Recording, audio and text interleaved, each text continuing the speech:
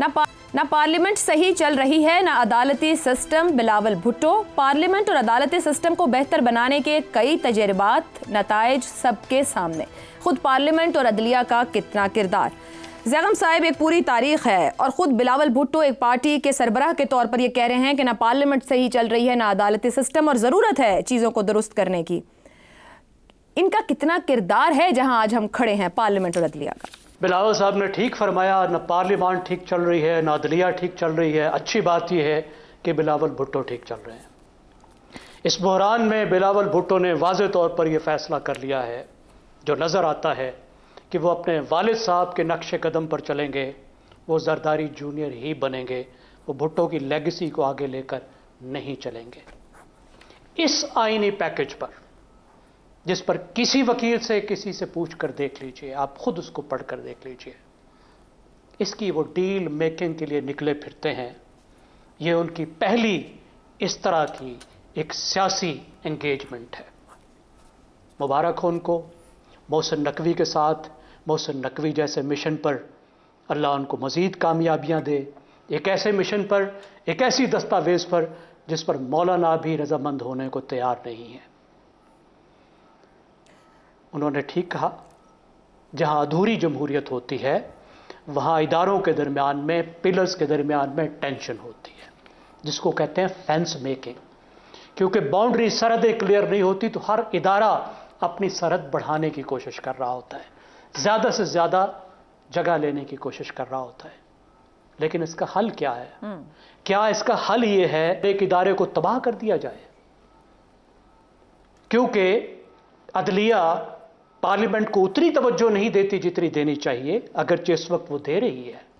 हम देख रहे हैं कि बहुत अरसे से पार्लियामेंट की कानून साजी का वो एहतराम कर रही है। जब उसने पार्लियामेंट की सुप्रीमेसी को तस्लीम कर लिया है, जब उसने पार्लियामेंट की कानून साजी का एहतराम करना शुरू कर दिया है, जब वो काम ये नहीं कर रही थी तो ये नेड़े नहीं लग रहे थे, ये खुशामदे कर रहे थे। जब वो प्रोजेक्ट चला रही थी तो इनकी हिम्मत नहीं होती थी, उनकी हर बात मानते थे। मामला यहां था कि बंदियाल साहब को भी, जिसके खिलाफ ये बातें करते नहीं थकते, उनके मनपसंद जज मुस्लिम लीग नवाज ने खुद से दे दिए। लेकिन इस वक्त हल ये है कि आप जिस साइड पर खड़े हैं उसको बेहतर बनाएं। आप पार्लिमान वाले हैं तो पार्लिमान को मजबूत बनाएं। लेकिन क्या आप पार्लिमान वाले हैं? आप सियासी जमातों के मालिक हैं या पार्लिमानी जमहूरियत के बड़े हैं? ये तो जरा फैसला कर लें। मुझे तो ये मालिकान नजर आते हैं।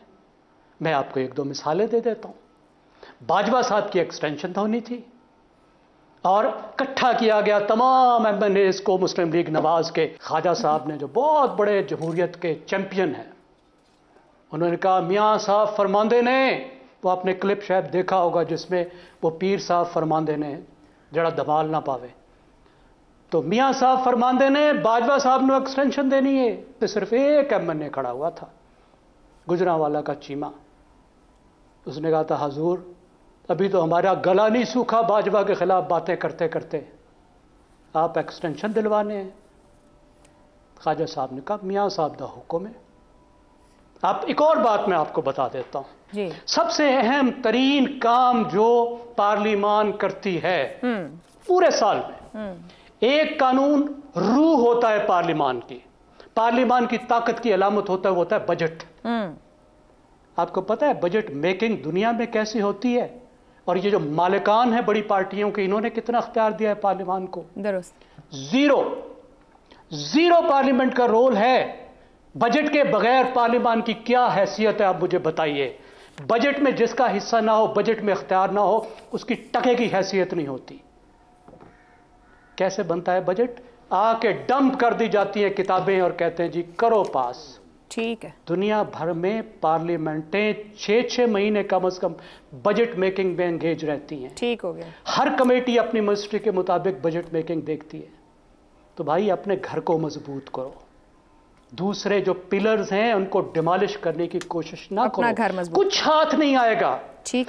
आप जब एग्जीक्यूटिव के मातहत कर दोगे सुप्रीम कोर्ट के, तो कल आपको वो कीमत देनी पड़ेगी कि नानी का घर याद आ जाएगा। ठीक है जी, ठीक हो गया, ठीक हो गया। इफ्तिखार साहब, पाकिस्तान में अदालती इस्लाहात की ज़रूरत है। बिलावल भुट्टो ने यह भी अपने इंटरव्यू में कहा। अब 90 में जजों की तैनाती का मयार आपको भी अच्छे से याद है, पाकिस्तानी तारीख का हिस्सा है। 19वीं तरमीम कबूल की पार्लियामेंट ने दबाव के नीचे आकर। कबूल करने के बाद क्या अब की बार हकीकी मायनों में ये अदालती इस्लाहात हो पाएंगे जिनकी कोशिश जारी है? बड़े मज़े की बात है कि बात हो रही है बेहतरी की तरफ, बात हो रही है पाकिस्तान के अवाम के मसाइल के हवाले से कि उनको इंसाफ बर वक़्त नहीं मिलता। मजिस्ट्रेट की अदालत, सिविल कोर्ट की अदालत, सेशन जज की अदालत, हाई कोर्ट की अदालत और सुप्रीम कोर्ट की अदालत।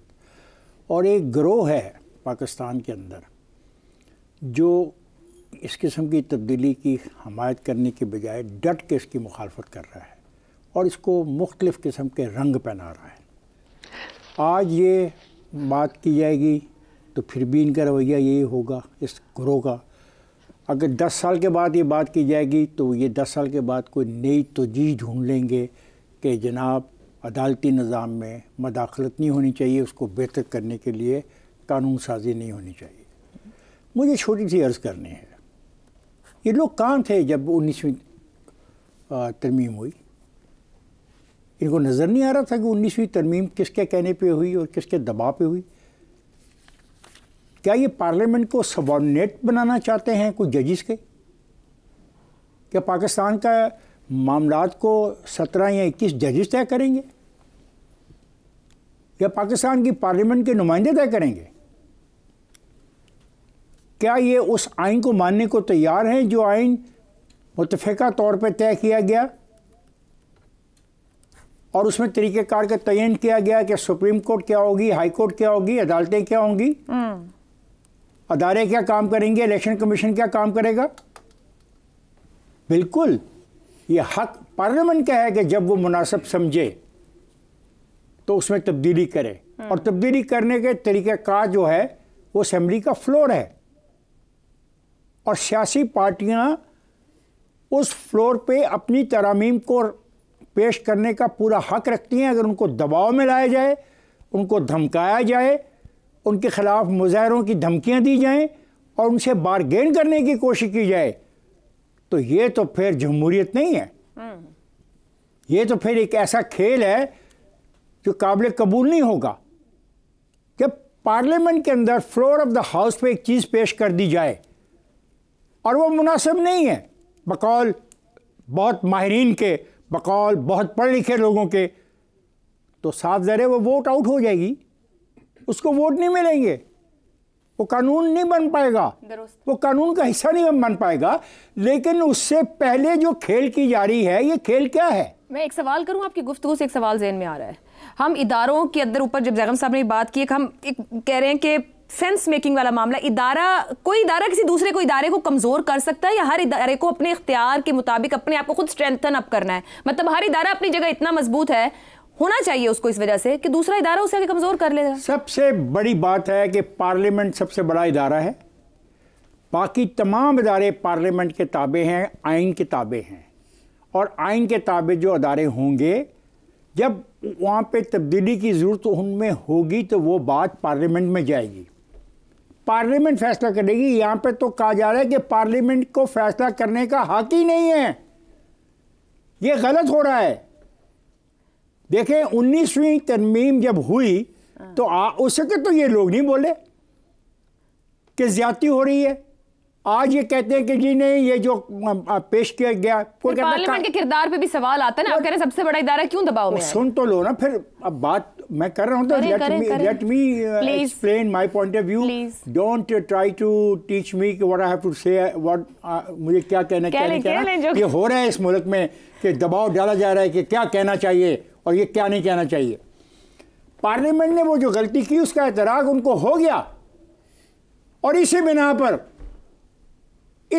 वो कोशिश कर रहे हैं कि एक ऐसा कानून लेके आया जाए जिसमें ये तय हो जाए कि किसके पास क्या इख्तियार है। ठीक हो गया। अगले के पास ये इख्तियार नहीं है कि वो जो चाहे करे और जो चाहे फैसले करे और ऐसे फैसले करे जिसकी आइन इजाजत नहीं देता है, और ऐसे फैसले हुए हैं। एक मिनट, जो चाहे का इख्तियार तो किसी के पास नहीं है। हौसला करें जरा। और ऐसे फैसले हुए हैं, या तो हो कि फैसले ना हुए हो तो ये बात हो। जब ऐसे फैसले हो रहे थे तब पार्लियामेंट खामोश थी। पार्लियामेंट को खामोश नहीं रहना चाहिए। आप पार्लियामेंट बोल रही है तो आप लोगों को उलझन हो रही है। हमें कोई उलझन नहीं हो रही। आज भी पार्लियामेंट के किरदार का सवाल है, उसमें मुशावरत नहीं है। बात सुने, चार्ट ऑफ डेमोक्रेसी की बहुत तारीफ की गई, दानश्वरों ने बड़ी बातें की। आज जब चार्ट ऑफ डेमोक्रेसी पर अमल दरामद करने की कोशिश की जा रही है, मैं कहता हूँ कोशिश नाकाम हो जाएगी। अगर वोट नहीं होंगे, वोट आउट हो जाएगी, बात खत्म हो जाएगी। लेकिन जो धमकियां दी जा रही हैं, जो कहा जा रहा है ये नहीं करोगे तो ऐसा हो जाएगा, वो नहीं करोगे तो हम ये कर देंगे, पार्लियामेंट को ब्लैकमेल करने वाले लोगों को समझ आनी चाहिए कि अगर पार्लियामेंट को ब्लैकमेल किया और अगर आइन का मजाक उड़ाया गया तो फिर ये रियासत बहुत सारे खदशात का सामना। बहुत बड़ी बात कह रहे हैं, पार्लियामेंट को ब्लैकमेल करने वाली आप बात। पार्लियामेंट पूरी ताकत और इख्तियार रखती है। शहजाद साहब, ना पार्लियामेंट सही चल रही है ना अदालती सिस्टम। बिलावल भुट्टो ये कह रहे हैं कि अब बार बार डिरेल होने वाला सिस्टम जिम्मेदार है। मैं गिलानी साहब, नवाज शरीफ साहब, यानी जिस तरह वज़ीर आज़म गए, हुकूमतें गई, उनकी बात करूं, पार्लियामेंट जिम्मेदार है, अदालती सिस्टम जिम्मेदार है? देखिए, 342 या 336 अरकान जो हैं ये बच्चे हैं, ये जो इलेक्टो के आते हैं, मैंडेट के साथ पावर लेके आते हैं पार्लियामेंट के अंदर, उनको पार्लियामेंट्री पावर का, पार्लियामेंट्री ताकत का अंदाजा नहीं है। उनको ये कितने बच्चे हैं, ये कौन इनको खिलाता है, कौन लेके आता है जो इतना हावी होता है इनके ऊपर कि ये अपनी मर्जी की बात अब कर ही नहीं सकते, बता नहीं सकते, ये नहीं कह सकते। मैंने तो अगले दिन कहा था इनके हाथ पकड़ के कोई वोट डलवाता है।